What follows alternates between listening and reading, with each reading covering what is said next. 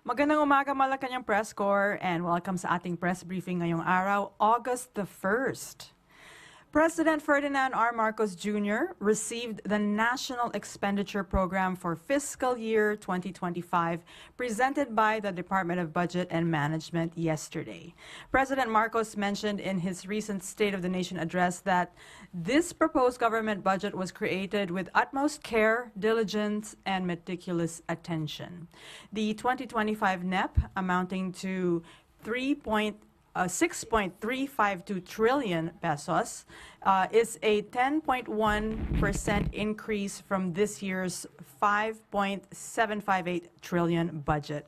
It aims to prioritize food security, social protection, housing, infrastructure, healthcare, disaster resilience, digital connectivity, and energization.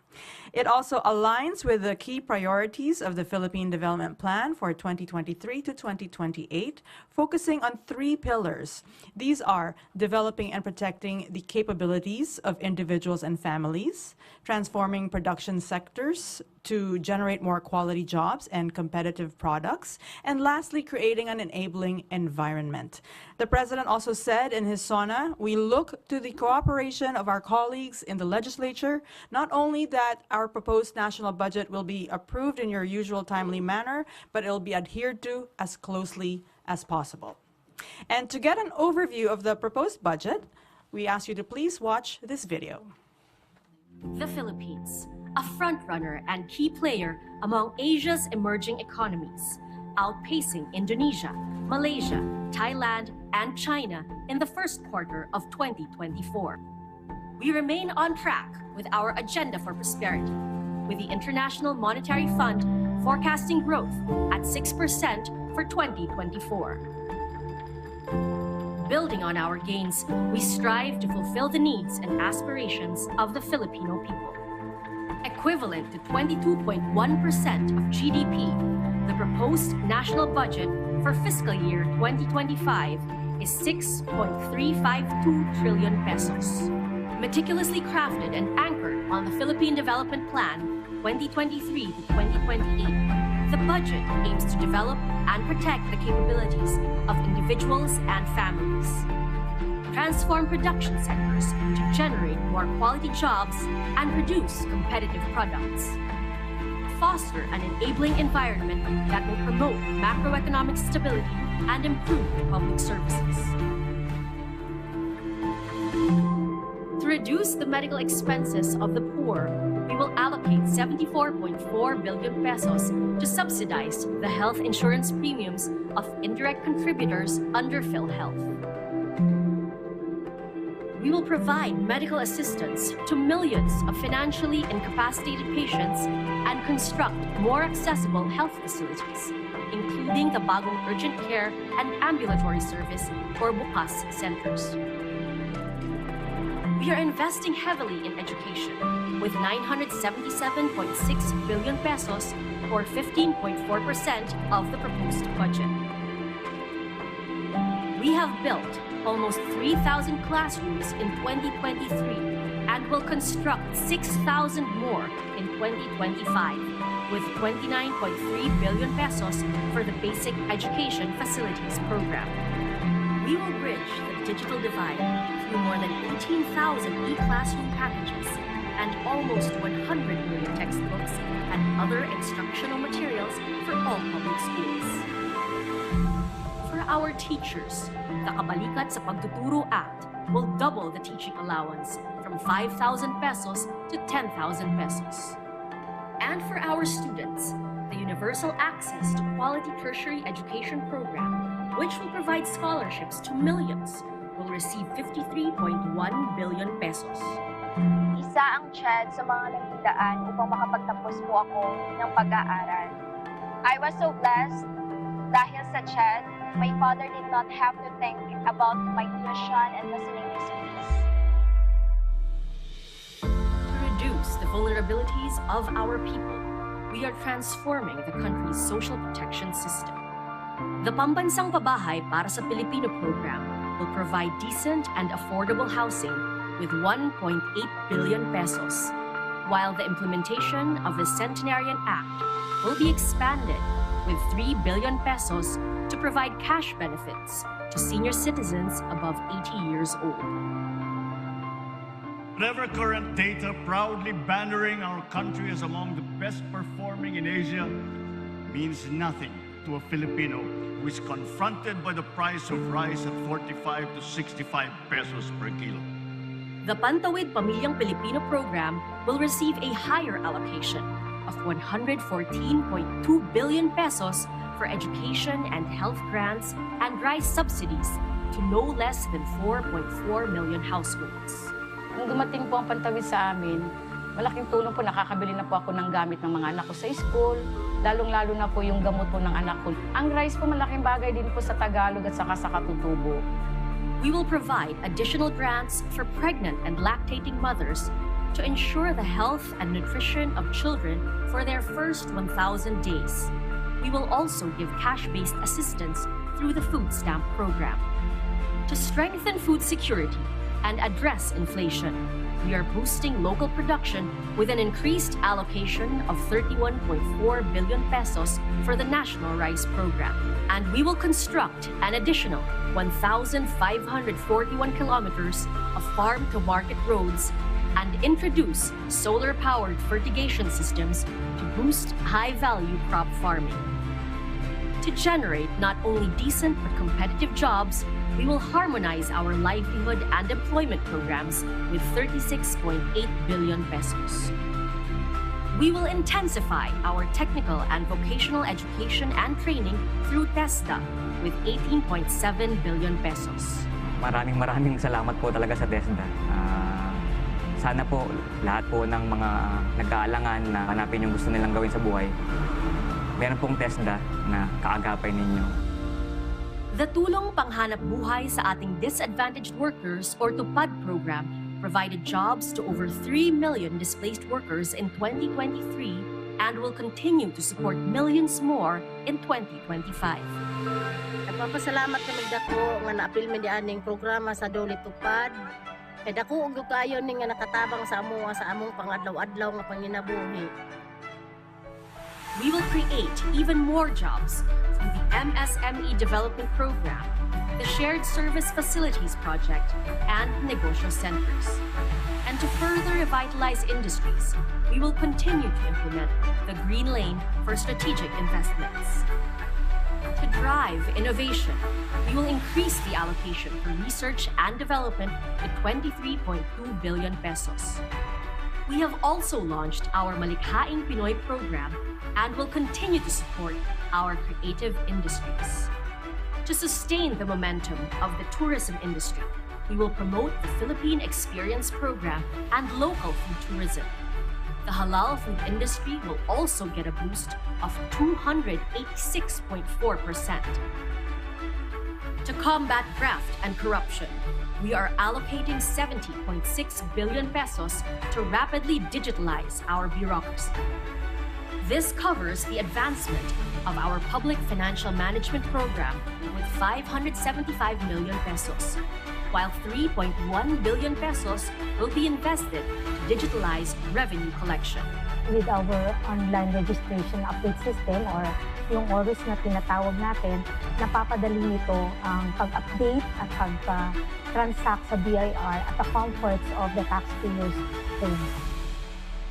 To further improve bureaucratic efficiency, we allotted 70 billion pesos for the increase in salaries and 9.6 billion pesos for additional healthcare benefits of government employees. To ensure transparent, digitalized, and reliable midterm elections, 15 billion pesos will be allocated for automated national and local election activities, including the additional honoraria of poll watchers. The barangay and sangguniang kabataan elections will also be supported with 11.6 billion pesos.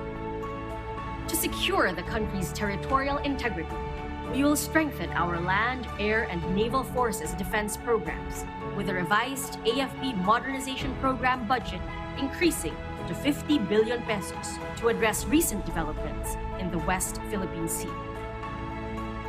To further propel economic growth, we have allocated 5.7% of GDP or 1.51 trillion pesos for the Build Better More infrastructure program. We will build better and build more with 900 billion pesos allocated for the Department of Public Works and Highways. Meanwhile, the budget of the Department of Transportation will increase to 180.9 billion pesos to support the completion of central railway systems, subways and busways, maritime, and other public transport projects. And we will continue to build world-class air transportation systems through the Aviation Infrastructure Program. As of May this year, 12,000 kilometers worth of roads and more than 1,200 bridges have been built and upgraded across the country. To accelerate climate action, our climate change expenditures more than doubled to 1 trillion pesos. We have harmonized government efforts to improve every Filipino's access to clean and potable water with 309.7 billion pesos. To accelerate access to water supply and sanitation services of lagging municipalities, 1 billion pesos is allotted to the Support and Assistance Fund to Participatory Budgeting. This covers the construction of climate-smart evacuation centers. The Green Green Green program, which will support local government units in building open spaces and infrastructure for active mobility, will receive 1 billion pesos. And to enhance disaster resilience, we will provide 417.9 billion pesos for the government's Risk Resiliency Program. The Bangsamoro Autonomous Region in Muslim Mindanao will be supported with 94.4 billion pesos. To strengthen fiscal decentralization, LGUs will receive a share of 1 trillion pesos from the national tax allotment, higher by 18.7%. Indeed, we are ushering in a new era where local governments are the shining beacons of sustainable and inclusive development. We look to the cooperation of our colleagues in the legislature, not only that our proposed national budget be approved in your usual timely manner, but it be adhered to as closely as possible. Our proposed national budget reflects our unwavering commitment to promoting the sound, efficient, and effective management and utilization of government resources. Sa pamamagitan ng budget na ito, ipagpapatuloy po natin ang ating nasimulan upang lalo pa nating maialay ang ating taus-pusong serbisyo sa ating mga kababayan sa ilalim ng Bagong Pilipinas. Pagsikapan natin na paigtingin at palaguin palalo ang ating ekonomiya upang ating mabigyang daan ang kaunlaran at ang mga pangarap ng ating mga kababayan.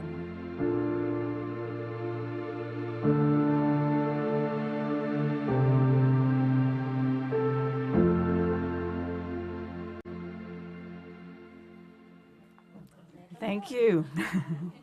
At para bigyan pa tayo ng detalye sa National Expenditure Program sa susunod na taon, kasama natin ngayon sina DBM Secretary Amena Pangandaman, Undersecretaries Janet Abuel, Rolando Toledo, Principal Economist Joselito Basilio, at Assistant Secretary Mary Ann de la Vega.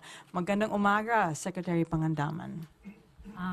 Good morning, Miss Daphne, and good morning to our media friends. Okay, let's start with the question and answer. Go ahead. Okay, we start with Jinky Baticados, IBC. Hi, ma'am. Good afternoon na po. Ma'am, government agencies had wanted a little over 9 trillion po in funding for their programs next year. But DBM only approved 69% of the request. Anong rationale natin dito, ma'am? First of all, we're following a fiscal consolidation, fiscal program, no? From now, when the administration started, hanggang matapos po tayo.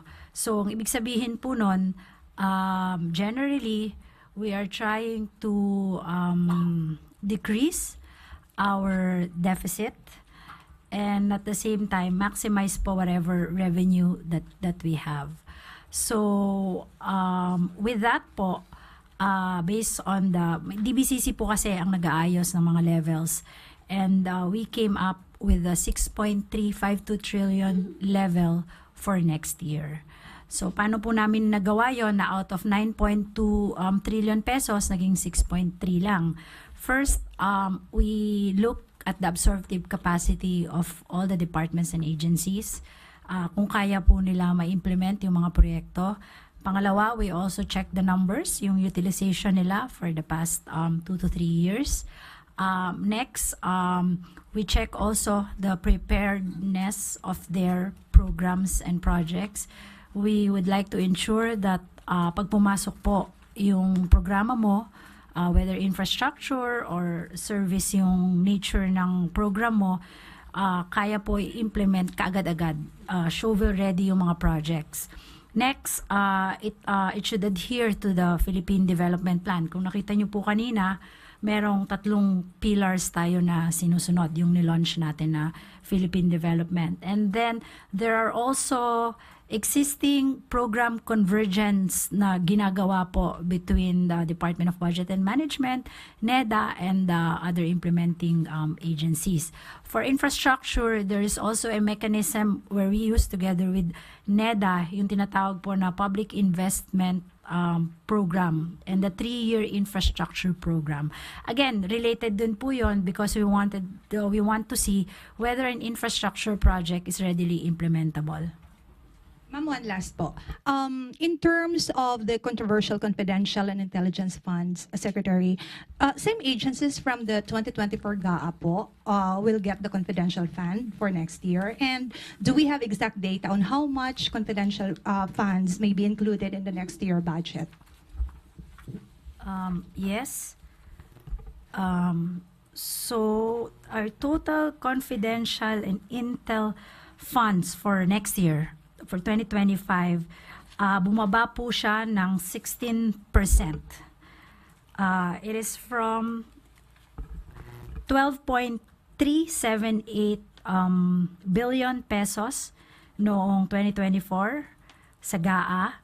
And then now, yung proposal po namin, it's only 10,286,000,091. Yun po. So, yung mga agencies na naka-receive po are as follows. Siguro babanggitin ko na lang po yung mga malalaking ahensya. Department of Interior and Local Government, naka-receive po ng 906.6 million pesos. It's between the Office of the Secretary and the Philippine National Police.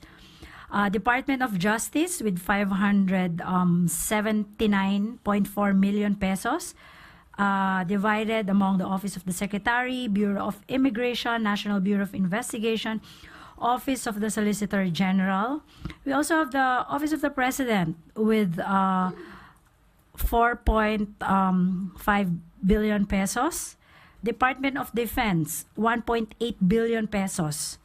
Of which 147 million sa Office of the Secretary, and then ang Armed Forces of the Philippines po is 1.7 billion pesos. Meron din po ang DSWD but very little amount, 18 million pesos. Department of Transportation, 405 million pesos. Other executive offices, 1.8 billion pesos. Kasama po dyan ang Anti-Money Laundering Council with 7.5 million pesos. Games and Amusement Board with 4 million.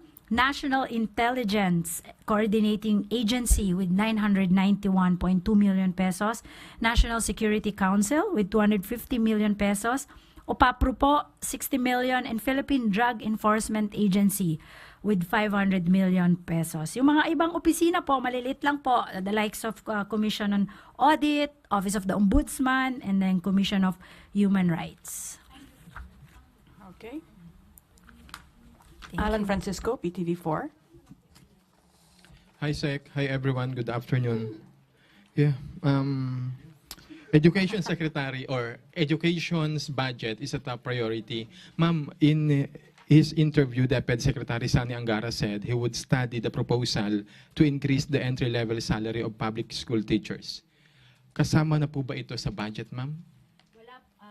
Po, hindi pa po hindi pa po to nakakasama dahil nung nag-assume po sa posisyon si Senator Sani Angara, tapos na po yung budget na i-present na po namin kay presidente po at sa cabinet. But we gave him the opportunity to at least rearrange the priority programs within the level that was approved during the cabinet meeting. Yung increase po ng entry level, I think it needs a legislation po.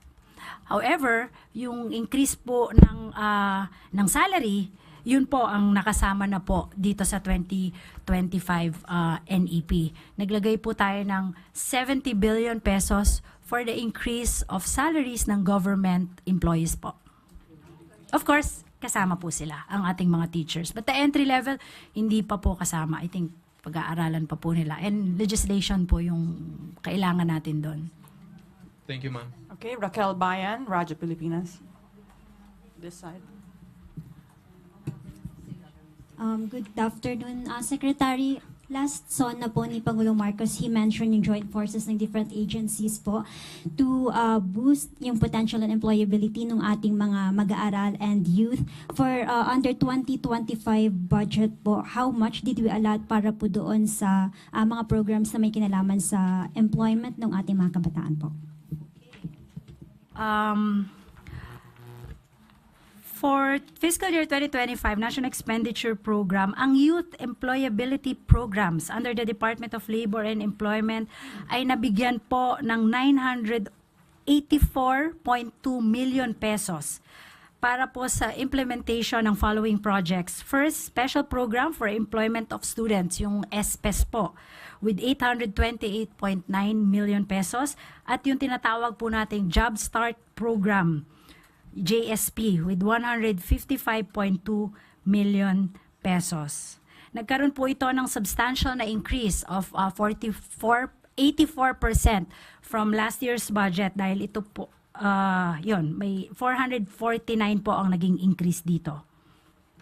Ma'am, how about yung unprogrammed appropriations po natin under 6.3 trillion 2025 NEP? And kung mas mataas po ba siya this year 2024 budget? Ang total and program po natin for NEP next year is 158.6 billion pesos. It posted a significant decrease of 572 billion or 78.31% from the 731 allocation for this year po. So meaning yung total na program appropriation natin for next year is only 2.5% of the 6.352 trillion proposed budget. Ma'am, may we know bakit po kaya nagkaroon ng pagbaba sa program natin for this year, for next year? We try to program all the pinasok po natin sa program level natin lahat ng mga proyekto at programa ng ating mga departments and agencies. Generally po, well, at least for me po, nung pumasok po ako sa DBM, sila po yung mga mentor ko doon.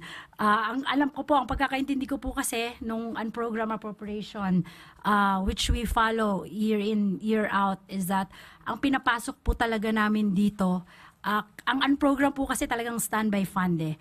At majority po na nilalagay namin dito are foreign assisted projects po na hindi pa na-approve ng ICC board at saka NEDA board. Now, when we release the budget circular po, may deadline po kami doon na by March 31, kung ano lang yung mga na-approve ng NEDA board, yun lang po yung ipapasok namin sa programa. And then all the rest, ilalagay namin sa unprogrammed appropriations.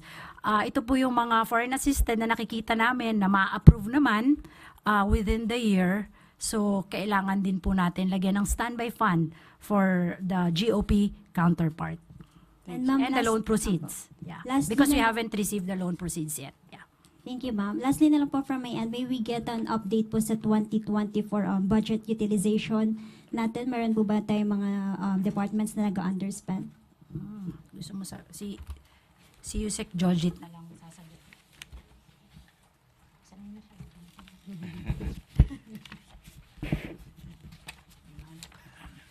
According dun sa ating latest data, sige ito.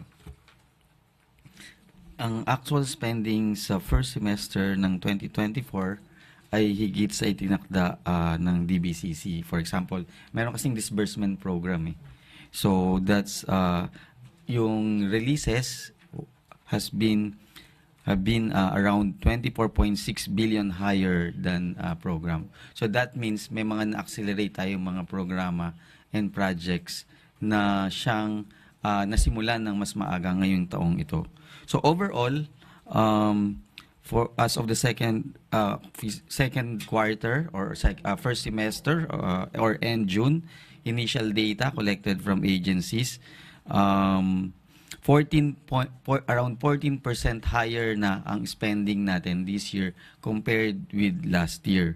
So ano yung mga major reasons dito? So for example, DPWH has its road network infrastructure program. Mas naging mabilis sila this first semester. Ang isa sa mga reason ay nagkakandak sila ng early procurement activities. Meaning, bago pa magsimula yung January 1, nakakapag-bid out na sila ng kanilang mga road infrastructure projects even before the year began. So that pag-release ng budget by January 1, simula na agad yung pagpapa-implement ng proyekto. DND, Department of National Defense, had a bigger spending for its modernization program. Yung sa 4Ps ng DSWD, mas maganda yung naging proseso at ngayon mas may malinis na silang sistema at listahan ng beneficiaryo compared with last year. Kaya yung releases nila for 4Ps have been faster for this year compared with last year. COMELEC have also started its spending activities in preparation for the local and national elections for next year. Thank you. Okay, thank you. Thank you, Raquel. Let's move on to Alexis Romero, Philippine Star. Secretary, the President has been mentioning the need to continue engagements here and abroad, no, in order to attain the economic goals of the Philippines and to sell it as an investment destination. So may we now have details of the travel expenses, travel budget of the President, and how do we compare it from last year's?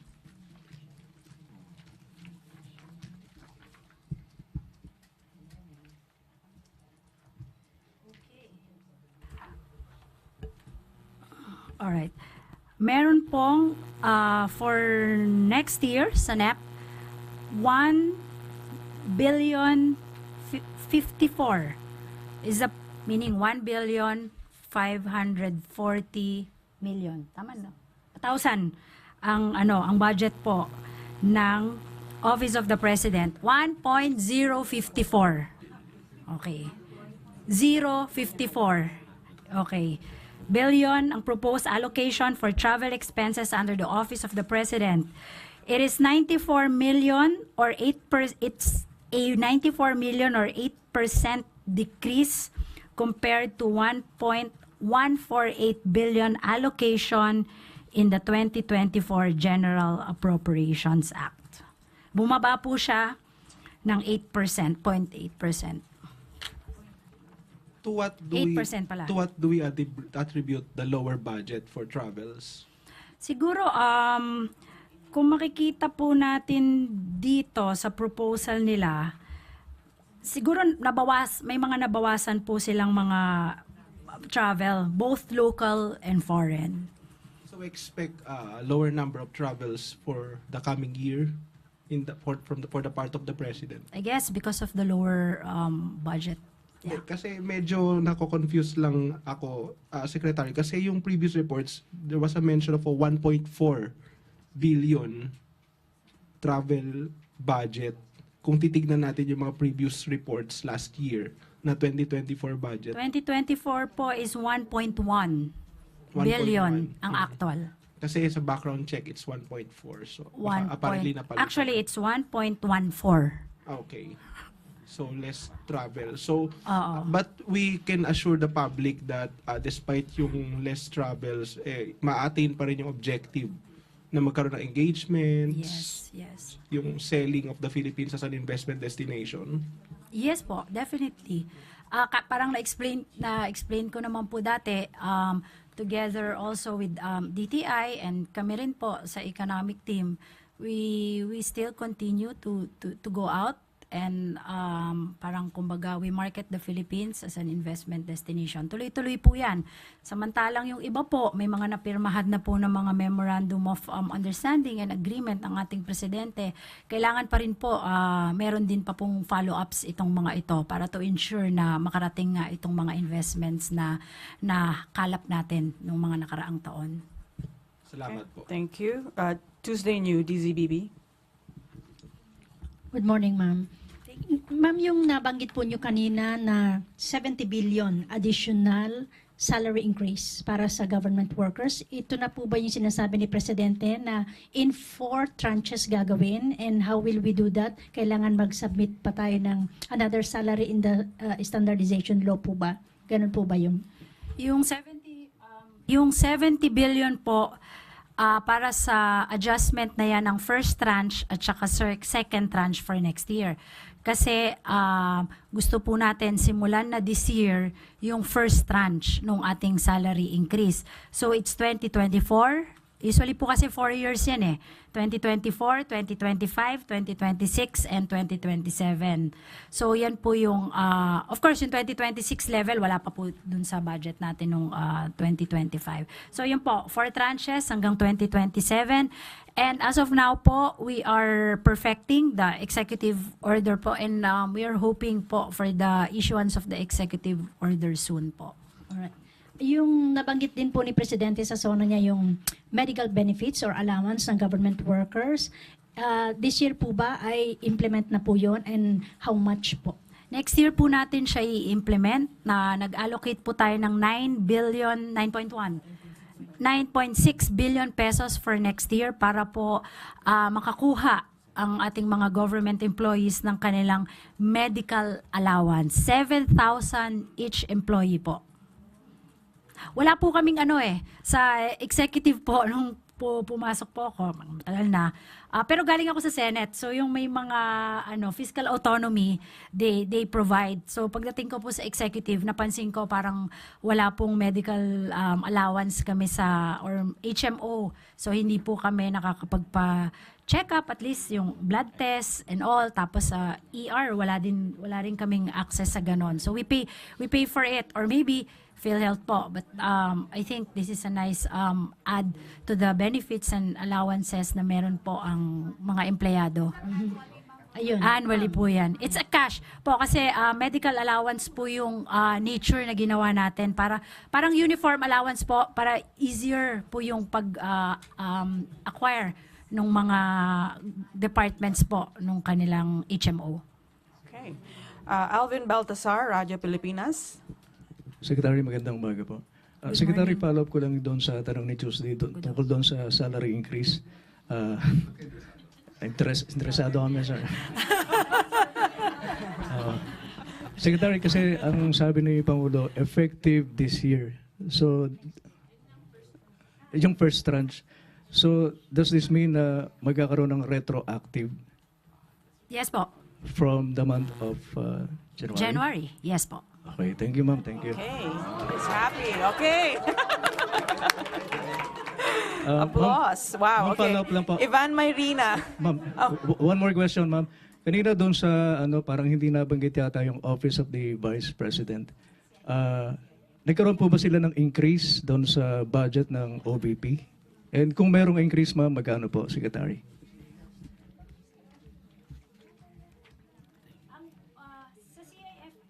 Sa CIF po, wala pong CIF ang Office of the Vice President. I think hindi rin po siya nag-request ng CIF.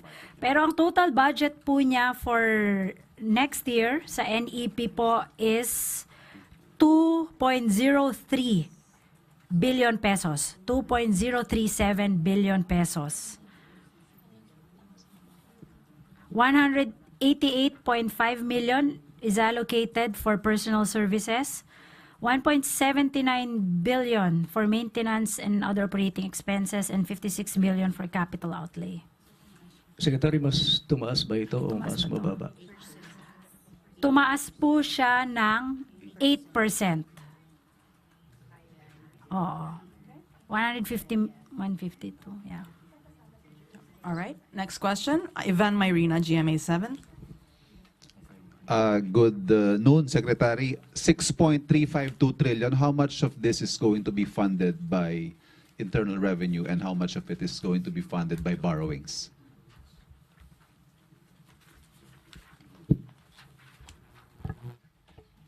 Dito na lang. Sa ating pong sa ating pong fiscal program for 2025 as approved by DBCC, revenue would be around 4.6 trillion, and that would include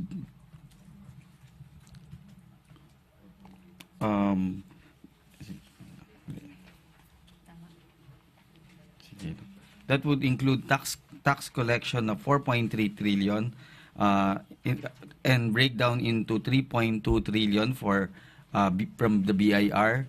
BOC, first time ever in history na lalagpas na siya sa 1 trillion level. So 1.064 trillion ang program ng customs collections for next year. Other non-tax revenues, 210.8 billion, and then hopefully privatization proceeds 101 billion. So i-minus po natin yan doon sa 6.253, ang magiging deficit natin would be 1.537 trillion pesos.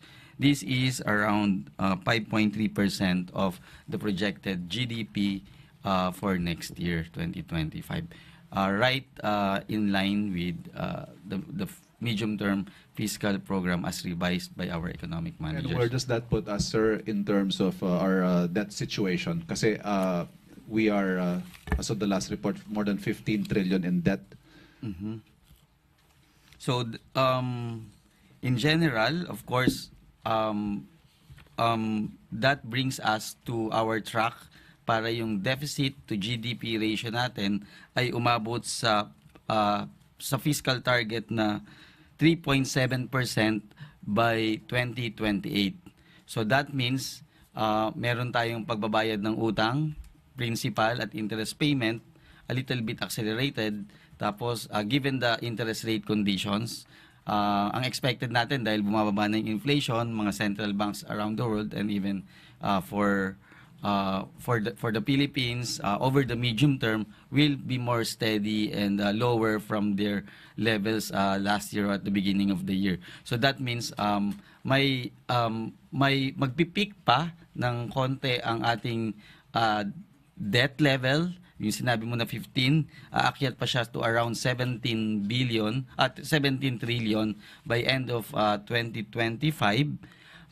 But eventually, because of better revenue collections, because higher yung GDP, higher yung base, so higher yung sales, mas tataas din ang tax collection ng gobyerno. Ganun din sa customs. So in the end, bababa na yung tinatawag na debt to GDP, at dahil meron tayong fiscal program, bababa yung ating debt levels eventually to what we're targeted. So magiging less than 60% na yung ating level of debt, let's say 60% over 60% of GDP na siya by 2026 onwards. So, and it can happen even before that, depende sa performance ng economy and of course revenue collections. Okay. If you look at nominally, it looks big, no?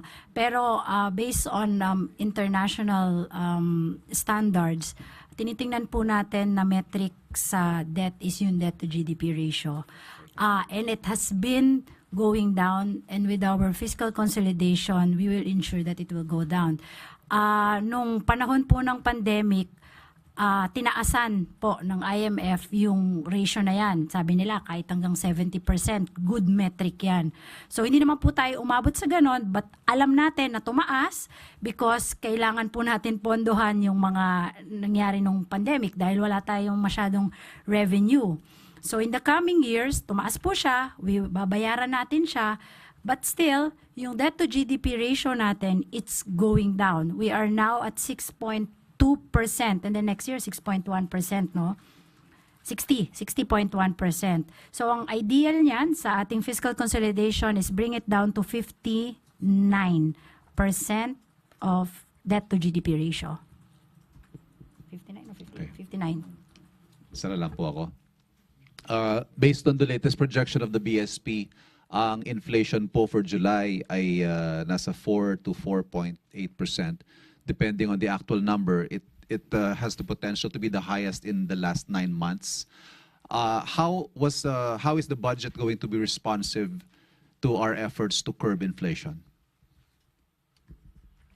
Part naman po ng budget call at saka sa preparations ng mga budget ng mga ahensya, yung tinatawag na mga contingencies like allowance for inflation. So at makikita natin dun sa submission ng executive sa legislative branch yung tinatawag na macro assumptions table A1 ng BESF.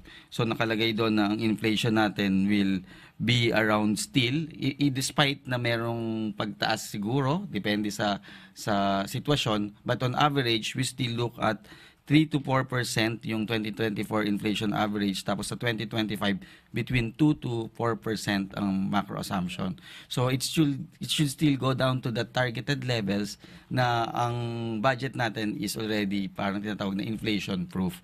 Na of course, meron tayong mga sectors ng society na hindi inflation proof because they are vulnerable. So meron tayong mga programa para dito. Yes. Sorry, I think my question wasn't very clear. Ang gusto ko sanang programa? maitanong yung mga programa para ma-manage yung inflation at maramdaman ng mga tao dahil yun ho ang hinihingi nila na ma-manage ang presyo ng mga bilihin. What specific interventions and projects are in the budget that will help toward that end? Thank you. Ito po yung tinatawag natin na mga cash assistance at saka ayuda po, 'di ba? So tuloy din po magbibigay tayo sa National Expenditure Program 2025. May kabuuang budget po na 253.3 billion pesos po ang nakalaan para sa ayuda. Under the Department of Social Welfare and Development, meron pong 205.5 billion pesos. Bulk of which, 114.1 billion will go to 4Ps. Ang next po is yung social pension po na merong 49.8 billion po. Tumaas po to because nagkaroon tayo ng bagong batas. 80 years old, pataas meron na sila. Yung Centenarians Act. Meron din po dito yung protective services ng under the DSWD, 35.1 billion pesos. Meron din po yung Sustainable Livelihood Program. Yung mga nakagraduate sa 4Ps, we continue to provide them cash assistance para makapagsimula po sila ng kanilang mga negosyo. That's 4.4 billion pesos. At yung Philippine Food Stamp, walang gutong program with 1.8 billion pesos. Sa Department of Health, meron din po tayong 26 billion para sa MAIP, yung medical assistance. And meron din po tayong Cancer Assistance Fund na 1.250 billion pesos. Under the Department of Labor and Employment, yung tinatawag po nating tulong panghanap buhay sa ating disadvantaged workers or TUPAD program, we allocated 14.1 billion pesos. Sa Department of Transportation, itutuloy pa din po natin ang fuel subsidy to transport sector affected by rising of fuel prices, 2.5 billion pesos. And under the Department of Agriculture, may fuel assistance din po na 50 million for farmers and another 50 million for fisher folks. Yan po. Yung Pantawid Pamilya po natin, nadagdagan po to dahil sinama po natin yung unang 1,000 days Yan. Unang 1,000 na araw or unang 2 taon. Yun po. Okay. Eden Kaya nag-increase siya. Sorry. Eden Santos na 25. Sir, good afternoon po. Under the proposed 2025 NEP, how much is the allocated budget for flood control program of the administration? Flood. Yun. Ito yun. Okay. Ang total na flood control for next year is 305 billion. Hindi ko makita. Napakaliit na, malaki kayo. 0.5 po yung font namin. Cute, no? Hindi ko makita. Yan.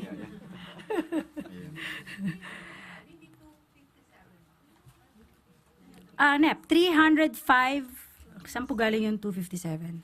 305.1 billion pesos po. And that's divided among the following implementing agencies. Nawala, ma'am. Opo, Secretary, kasi nga po naging problema po yung mga nakarang malawakang pagbaha. Ano po? At sa mga oras na ito ay sasagawa ng investigation ng Senado kaugnay nung mga naging epekto po ng bagyong Karina. Ano-ano po yung mga... Kung mabasa mo, okay. She's going to... Babasahin lang niya. Kung mabasa eh. Ikaw na magbasa. Okay. For the breakdown will be at 302.987 billion for DPWH, and the others coming from MMDA.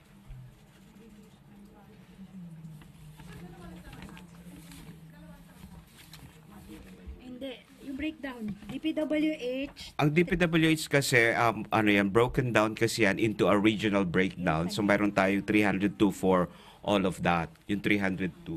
Yeah, 305 po siya, di po ba? Yeah. Ngayon, yung 302 billion po, DPWH. mapupunta sa DPWH. And then, meron din pong mapupunta sa na 2.173 billion sa Metro Manila MMDA. Development Authority. Yun po. And then, merong maliit from OPAPRO. But these are for 10 million lang. Maliit lang. Oo. 2.173 billion.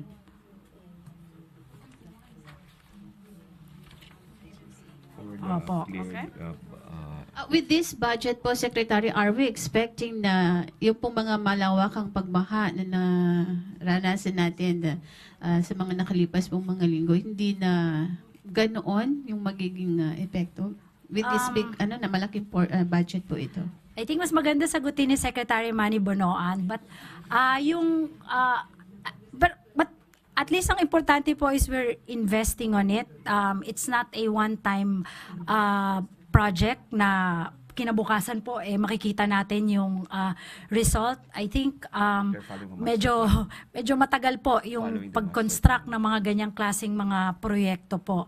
And then meron din po silang, may presenta po sila during the cabinet meeting this week. Meron po silang master plan na pinakita sa atin. Hindi lang po kasi yan sa pag-ulan, di ba, yung nanggagaling yan sa bundok. I think they already had a briefing also 2 days ago explaining yung mga priority projects na yan. And the President wants a long-term, large-scale, comprehensive flood control project that involves also water management, to harness the water when it's rainy season, so that when it's dry season, we have enough water. For irrigation. Okay, so let's move on. Last question, I believe, because we're running out of time. Sam Medanilia, Business Mirror, in this side of the room.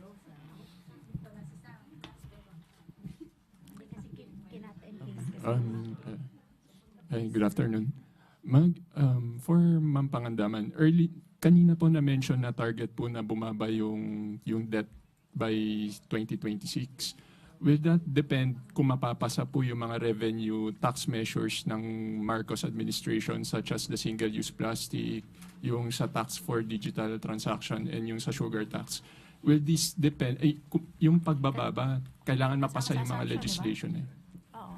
Kasama po sa assumptions ng DOF po, yung mga legislations na yan, yung mga tax reform measures na yan. So kung mapopostpone po yung passage ng mga legislation na yun, baka hindi natin ma-reach yung target.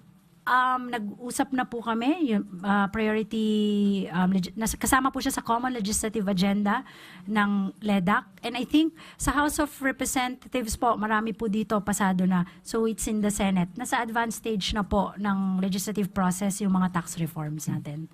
And of course, Secretary Recto was then part of the Senate. I'm sure that he will push for these reforms.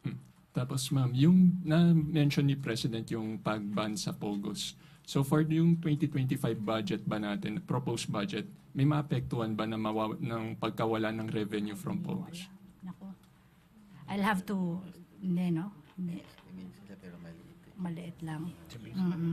Siguro we'll ask. We'll ask DOF. Hindi ko alam kung kasama doon sa assumptions, but from what I heard, sa DOF, kung meron mang revenue loss, maliit lang daw po.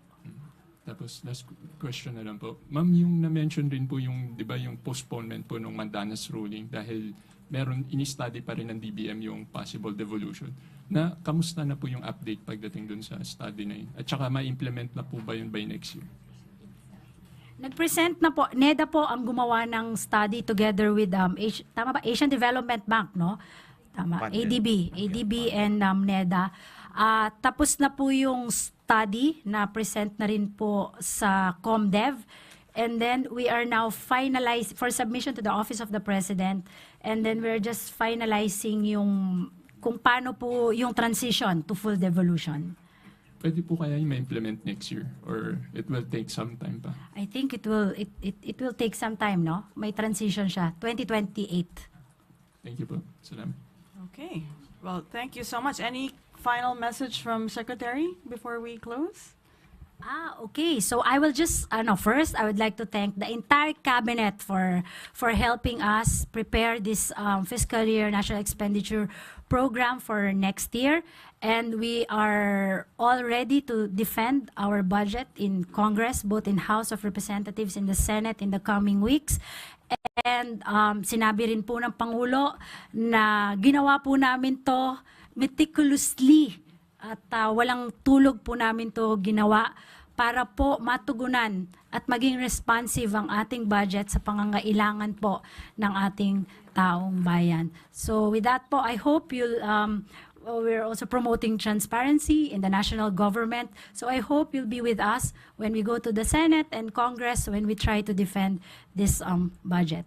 Thank you po. Okay, on that note, thank you so much, Secretary Pangandaman and Undersecretaries Abuel, Toledo, Basilio, and Assistant Secretary De La Vega. And thank you, Malacañang Press Corps. Thank you for your interest and for your dedication to this NEP. Have a good afternoon. Thank you. Thank you. Late na ako.